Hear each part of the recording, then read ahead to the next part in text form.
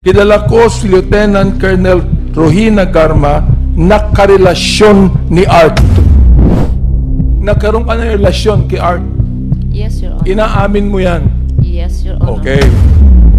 Tell ka, si Art, SPO4 yung nakarelasyon mo, nasa ilalim mo, hindi ba bawas sa batas yun? Kung single naman yung Coronel at yung SPO4 single, bakit hindi ba yung pag-ibig no ranks? Puso ang nagsasalita? Basta't walang prohibition according to law and... Yes, Your Honor. Yung po bang si Narsoles, walang asawa, tata? Binata ba yung Narsoles? Ano? Pop, may asawa po at mga anak po. Ito ang Istorya Pinas. Matindi ang pagkakagisa ni Colonel Rohina Garma matapos inamin niya ang relasyon niya kay SPO4 Art Narsoles na di umano may mga asawa at mga anak. Ayon pa ni Congressman Benny Abante na bawal ito kasi alam niya na may asawa at under kay Garma ang posisyon ni SPO4 Art Narsoles. Naging sangkot sa isyu tungkol sa AJK probe si Colonel Rohina Garma matapos isinalaysay ni PNP Chief Padilla na nag-utos si Colonel Rohina na hindi makialam sa paggurgur ng mga Chinese inmates at kinumpirma ito ni PNP Chief Padilla ang nasa likod ng mga krimen na ito ay si Colonel Rohina Garma. My God!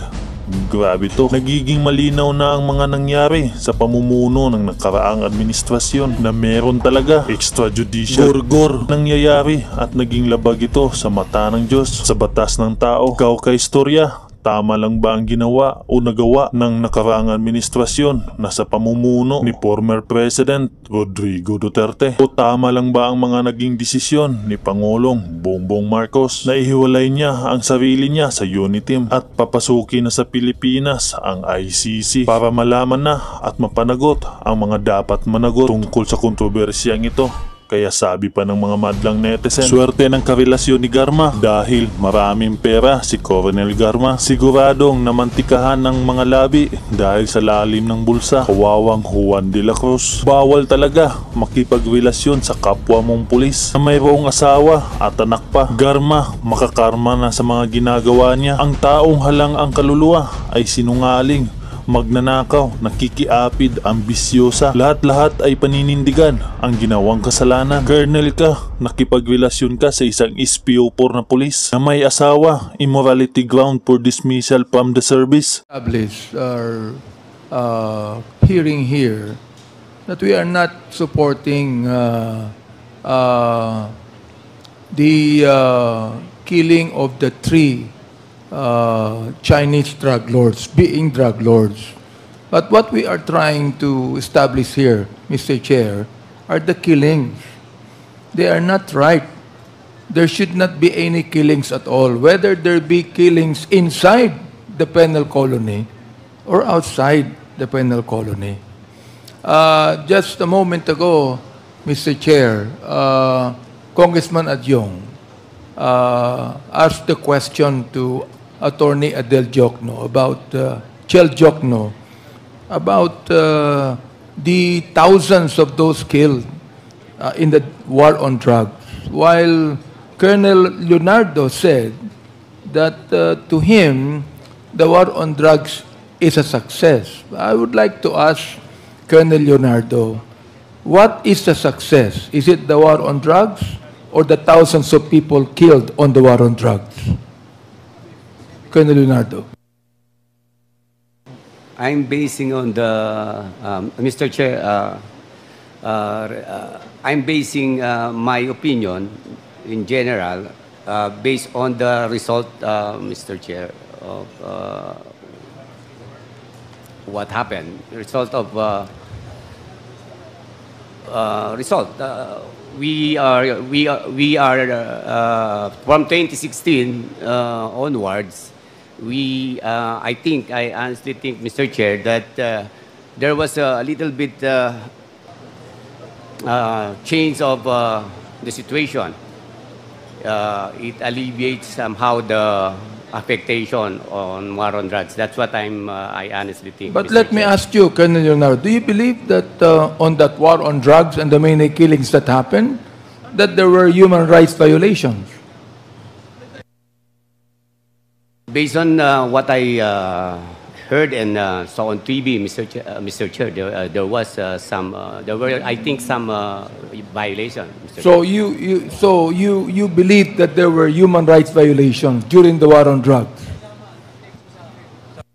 Based on what I saw on TV, Mr. Chair, there was. Mr. Chair, I'd like to ask GM Garma if she is now able to answer some questions. Yes, Mr. Chair. Seeing that now she is actually emotionally disturbed, are you able now to answer some Yes, questions? Mr. Chair. Kanina nabanggit mo na kinancel yung visa mo, US visa mo. Kinancel ba? That was the statement of the attendant in Japan, Mr. Chair. Tama po yung sinabi ni Senior Deputy Speaker kanina, no? Doon pa lang sa immigration, ipapakita mo na yung visa mo sa US eh. Bakit sa Japan kinancel? Yun ang isang tanong gusto kong itanong sa'yo. Sinabi mo kanina na cancel yung visa mo. The US Embassy do not cancel visa just like that. Meron akong visa sa US eh. Okay?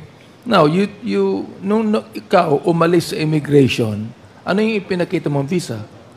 Yung US visa ko po, Mr. Chair. Kung US visa ang pinakita mo, okay pa yung US visa, di pinagyan ka ng go signal na immigration para umalis, di ba? Yes, Mr. Chair. Pagdating mo ng Japan, hindi ka nakapunta ng US, am I right? Yes, Mr. Chair. Ano, bakit hindi ka nakapunta ng US? Hindi na nga ako Hindi pwedeng ang sagot mo, kinancel ang visa sa Japan? Kaya nga kinontempt ka eh. Sapagkat hindi tama ang sagot mo na kinancel ang visa mo. Hindi nagka-cancel ng visa ang US. The term is, it's invalid. The term is, your visa is not valid. It's canceled. Yan yung sinabi Therefore, ko. you're telling us that the Bureau of Immigration is wrong in giving you a signal to go to Japan and conclude your travel to the US? Are you telling me now that the Bureau of Immigration allowed you to travel to Japan, go into the US, knowing that you have a US visa, and they stamped it, and you are able to travel to Japan? When you went to Japan, it was canceled. As you said, it was canceled, and you were not allowed to go to the US. I don't think that the Bureau of Immigration will ever do that, Mr. Chair. Can I explain? Yes, go ahead. Chair? Go ahead. Yes. Mr. Chair, when I bought the ticket, you cannot buy a ticket without presenting a valid US visa, Mr. Chair. Where did you buy the ticket? I asked my cousin to buy a ticket kasi may travel Where? agent Where did siya you buy the kakilala. ticket?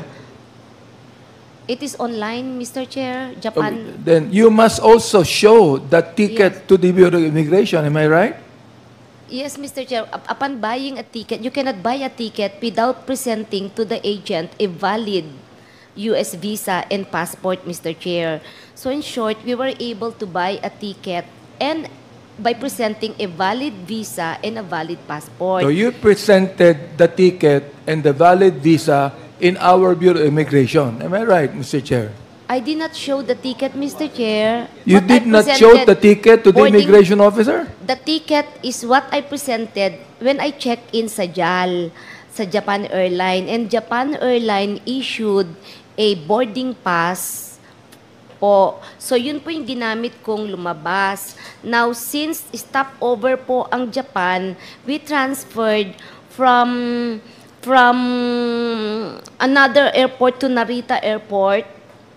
And from there, You did not stay in Japan. Did you stay in Japan? No, Your Honor. Mr. Chair, It was I did just a not. stopover. Yes, Mr. Chair. And afterwards, you proceeded to the States, but you were not allowed to go to the States. Because there is a connecting flight already, Mr. Chair. So when I was at Narita Airport, I was supposed to check in online to get a boarding pass. So hindi po ako maka-check in online to get a boarding pass kasi may machine. So I approached the counter po mismo ng JAL. So nung in-approach ko po yung counter ng JAL, ang sabi po sa akin, we cannot get you a ticket because your visa, your US visa is invalid already. It's canceled. So I asked the desk why it is invalid. It's going to expire in 2028, ang sabi ko. Ang sabi po sa akin, there is no explanation. And then I asked her, did you ask US Department? Ang sabi niya, yes. So, did they explain to you why? Ang sabi po sa akin, no. So, I stopped Mr. asking Chair, question sandali na lang po. Sandali Mr. lang po. Chair. Bago nyo ituloy, no? Napakahirap kasing paniwalaan eh. That you will get, you will travel to the US, you go to the immigration, and the immigration will tell you that the US visa is valid and they stamped an approval to it. Ibig sabihin, doon pa lang sa Pilipinas, nakakuha ka na ng ticket going to the US. Ibig mo sabihin, nakakuha ka lang ng ticket going to Japan, and then in Japan, you have to get a boarding pass. No. But Mr. Chair, sa aking pagta-travel, I have been traveling eh. I have been traveling so many times. Oo ha. And whenever I would go to the US, stop over in Japan, dalawang boarding pass palaging tinatanggap ko sa Pilipinas pa lang. Oo. From Manila to Narita, Narita to the US. Dalawa kagad na boarding pass sa Pilipinas yan. You're telling me now that you just received one boarding pass from the Philippines and then you have to get another boarding pass from Narita? Is that what you're saying? Yes, Mr. Chair. And when you got the boarding pass, then the Japan people told you that your US visa is invalid? Yes, not valid is the term, no longer valid. Yun po yung term. So let me ask you, why is it that the immigration stamp your passport saying that your visa is valid? Why?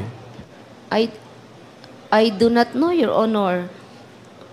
I presented my valid passport. I presented my valid visa. I bought a ticket to the US, and it's a connecting flight sa Narita, supposedly. You know, Mr. Chair, may kasabihan dito, ano sabi ni Marcel Aimee, and I quote, no?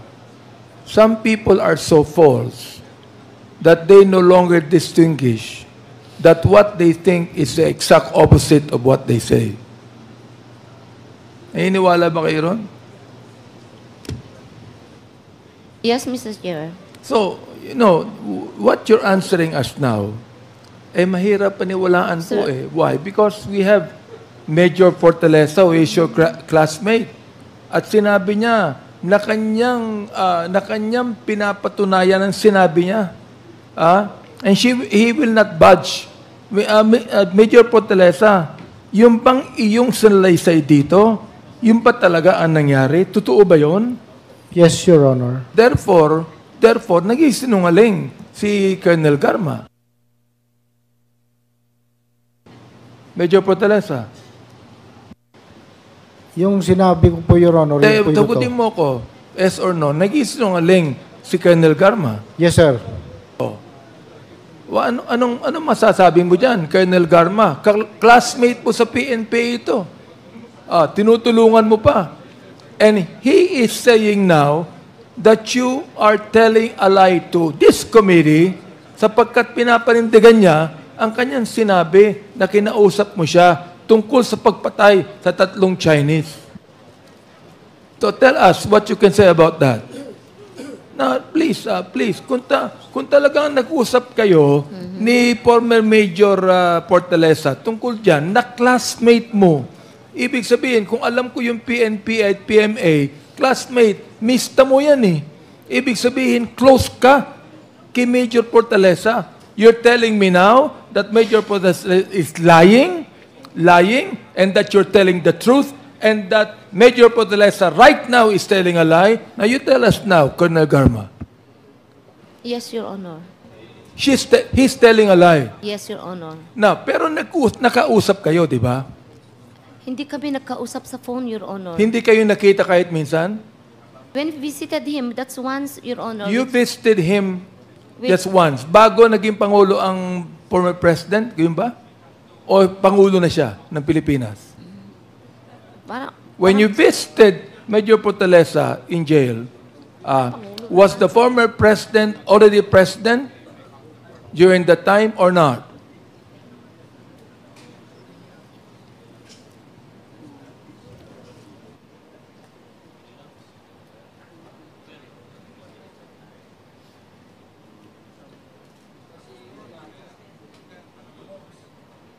That was July, Your Honor. July of what? 2016. Yes, Your Honor. Therefore, the former President is already President. Am I right? Yes, Your Honor. And what were your position? Mr. What Chair. was your position at that time? None, Your Honor. Ha? Wala po akong position, Your Honor. Anong ibig sabihin ng wala kang posisyon? Police ka, di ba? You're a police officer. Yes, Your Honor. What was your position during that time when you visited your MISTA, None, former Major I have Fortaleza? no position, Your Honor. What do you mean you have no position? I was undergoing schooling, so we don't have any position, Your Honor. I was undergoing a one-year schooling. You were in school. Yes, Your Honor. Okay. So, hindi ka pa talaga nakaposisyon bilang station commander or whatever. You were schooling actually. Yes, Your Honor. Okay. Ngayon, Pangulo na ang former President when you visited former Major Fortaleza. Yes, Your One time lang yan, di ba? Opo, Your Now, Honor. you're telling us here kanina that you never called him even once. Am I right? Hindi ko po siya nakausap sa phone. Yes, Okay, Your how Honor. can you really visit him without even calling him even once? How? Mr. Chair, yung pagdalaw namin is just parang, it's even unplanned. Kasi wala kaming klase that day. And then, napag-usapan na, nandyan si Jimmy Fortaleza sa Dapicol. And then, sabi namin, pag-usapan namin na dalawin at random. Supposed to be 5 kami eh. Hindi natuloy po yung 2. Kaya 3 na lang po kami tumuloy. Nung sinabi ni Jimmy Fortaleza sa kanyang sinumpiang salaysay, number 4, noong bumisita si Colonel Garma, tinanong niya ako kung nasaan nakakulong ang mga Chinese. Kanina, nabanggit mo na wala kang kinalaman, hindi mo alam na may mga Chinese drug lords doon. Ito bang sinabi sa salaysay ni former Major Fortaleza? Mali rin ito, kasi nungalingan din po ito. Yes, Your Honor. Kasi nungalingan to. Yes, Your Honor. Okay. Ngayon, noong unang linggo ng Agosto 2016, tinawagan ulit ako ni Garma dahil gusto raw niya makausap si Superintendent Gerardo Padilla. Kasi nungalingan din to. Yes, Your Honor. Okay. Ngayon, noong August 8, 2016, tumawag ulit si Garma sa akin para sabihin na nag-usap at nakita daw sila ni Padilla. So, ibig sabihin, kasi nungalingan din ito na nagkausap kayo at nakita kayo ni Padilla. Yes, Your Honor. Kasi nungalingan din yan. Yes, Your Honor. Okay. Pangatlo na yan, At sinabi sa akin na, Bok, ako na ang bahala. May mga tao kami dyan sa loob. Kasi nungalingan din yan. Yes, Your Honor. Now look, yung salaysay ni former Major Fortaleza at yung salaysay po ni Colonel Padilla ay nagkakatugma. Ibig sabihin, itong 2 salaysay ng 2 taong ito ay nagkakatugma. Ibig sabihin, itong 2 ito, laban sa isa, ay nagsisinungaling sila. Yes, Your Honor. Ang magaling. Ibig sabihin na katulad ng sinabi ko the last time na ako ay nagtatanong dito, kahit ang Biblia nagsabi, when there are 2 or 3 accusations, witnesses, the accusations are established. Kahit po sa ating batas ganun. Alright. Ito po, nagtetestify laban sa inyo. Laban sa inyo. And you're telling us, nagsisinungaling itong 2 ito, laban sa kanilang sinabi, itong si Itong si Padilla, GM Garma, ay active pa at this time. Ito pong si Major Fortaleza, may kaso na. Ibig sabihin, Colonel Garma, ikaw ay nakalabas, malaya ka. Itong si Major Fortaleza, nakakulong ito. Mas magsasabi ba ng totoo ang nakakulong sa nakalaya? Tell me.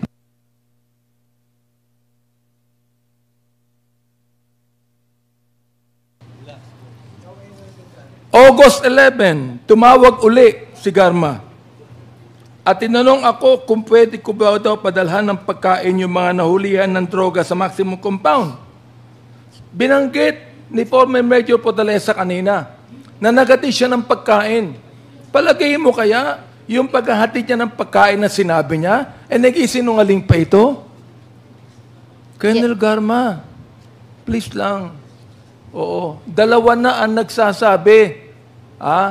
Dalawa na ang nagsasabi na nagkausap kayo at tumawag ka sa kanya, ikaw nag-iisa ka lamang. Ngayon, tatanungin ko pa yung dalawa diyang PDL. 4 na yan. 4 na laban sa isa.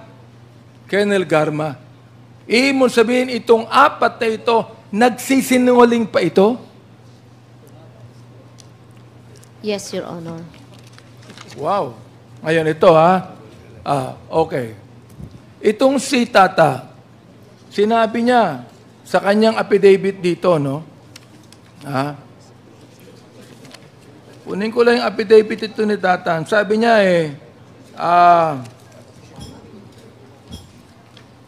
number 16, Tata, sabi mo tinan mo noong papalabas kami ng gate, narinig ko yung isang empleyado na puntahan si Fortaleza. Sabihin nyo na may dalaw siya.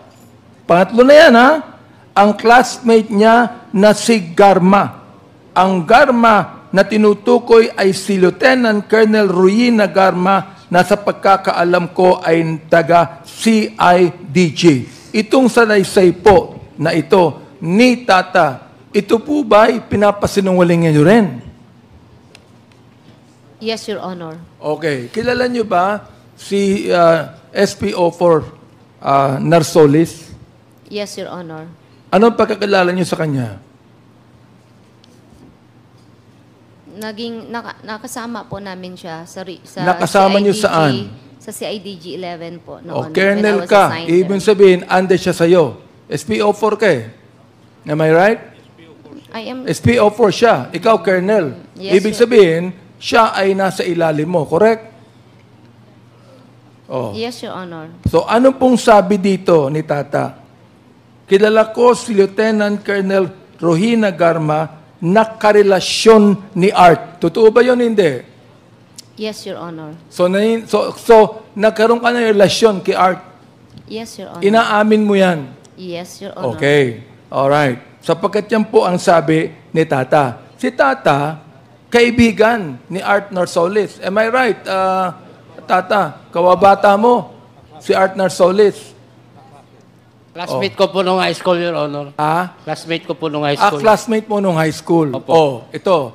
Inamin mo na si SPO4 Narsolis ay nakarelasyon mo. Aba, matindi. Colonel ka. Si Arts, SPO4 yung nakarelasyon mo. Nasa ilalim mo. Hindi ba bawas sa batas yun? Hindi ba bawas sa batas? Wala naman. Hindi naman bawal yun? Ibig yan. Wala yun. Walang bawal. Teka, gusto ko lang tanungin. Hindi bawal sa batas na ang colonel ng PNP ay magkaroon ng relasyon sa isang SPO4 na... Mr. Chair. Hindi ba bawal? Mr. Chair. Congressman Acop. May I ask if the Honorable Abante is asking the question to us? I would like to ask a the question Honorable. to the former General, my good friend, Congressman Acop. I would like to find out because I do not even know. Kung single naman yung Coronel at yung SPO4 single, bakit hindi ba yung pag-ibig knows no ranks?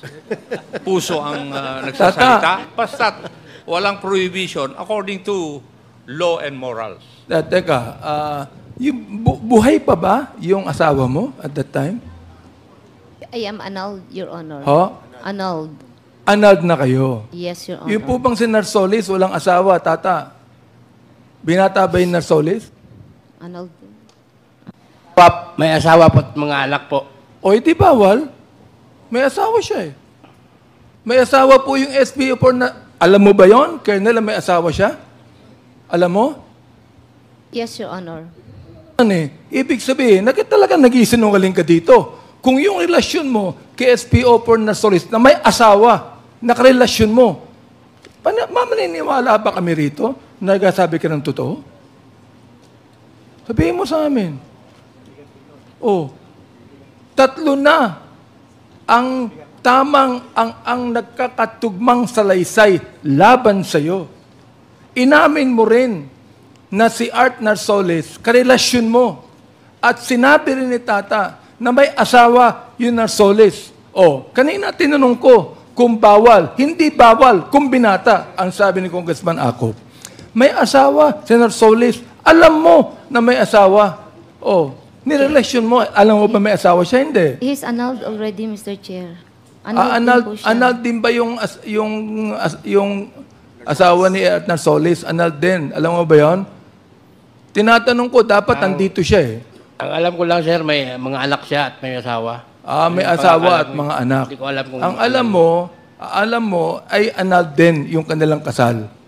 He's annulled, Mr. Chair. Annulled. O, at that time na nagkaroon ka ng relasyon sa kanya, annulled na kayo pareho. I am annulled and he's pending yung ano niya po, annulment. O hindi pa annulled.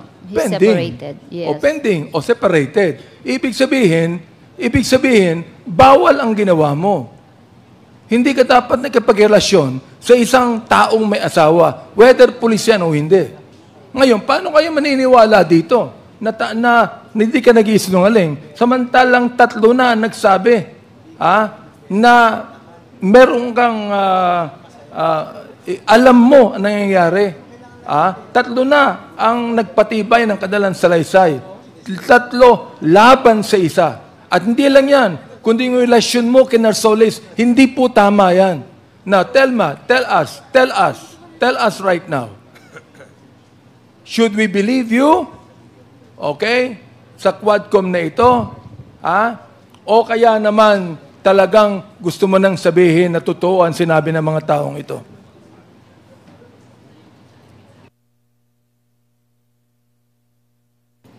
Sabihin mo ng totoo. Mr. Chair, I stand with what Ano yun? I stand with what I said. You stand with what you say. Yes, Mr. Chair. Is it because this is not a court and that you're under oath and being under oath that you could be able to insult this Quadcom because this is at a court and you still say, I stand with what I say, when there are 3 people here who are actually standing in their own oath, Colonel Garma, about what they said?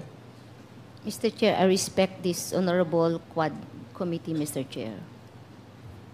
I would like to find out from former Major Fortaleza, what can he say about this?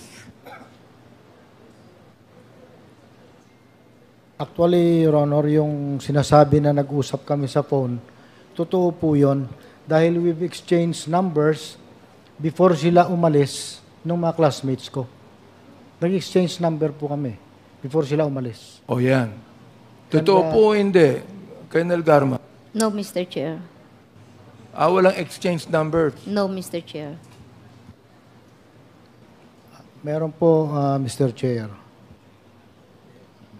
Colonel Padilla, ano po masasabi ninyo sa sinasabi ni Major Fortaleza at ang sinasabi ni Colonel Garma? Base lang po sa pag-uusap nilang dalawa, dahil pinasa ni Jimmy Fortaleza yung cellphone sa akin, so ibig sabihin, mayroon po silang contact.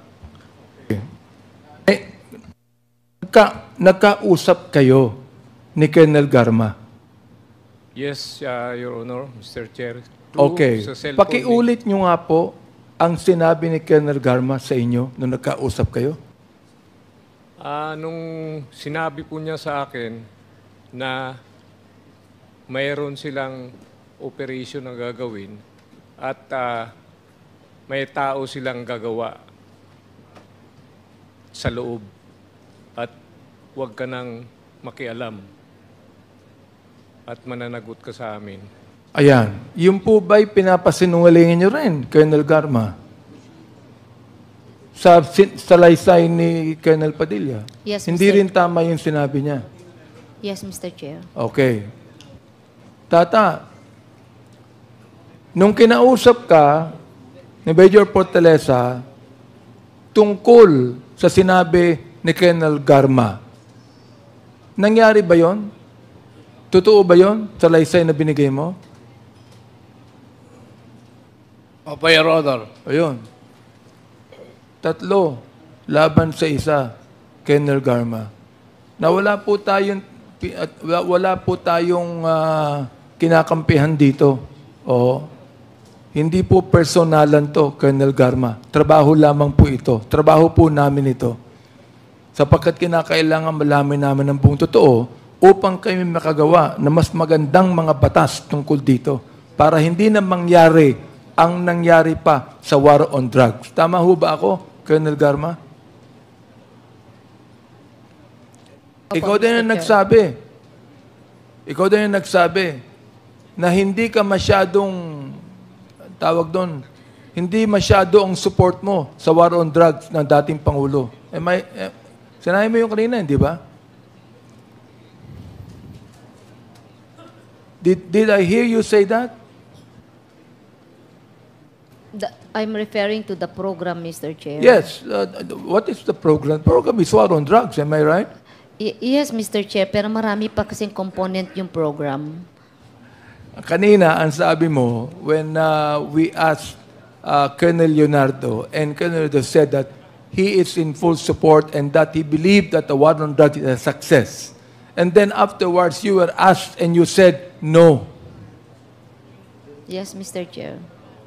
So you do not believe that to be a success? Yes, Mr. Chair. Well, that's good. Oo. So at that time, you might be telling the truth. But listen, these 3 people against you, Colonel Garma, nagkakatagtugma ang kanilang salaysay. You still maintain that they are lying and that you are the only one telling the truth here, Colonel Garma? Yes, Mr. Chair. Mr. Chair, yun lamang po ang aking mga katanungan. Maraming salamat. Thank you, GM Garma, for answering those questions.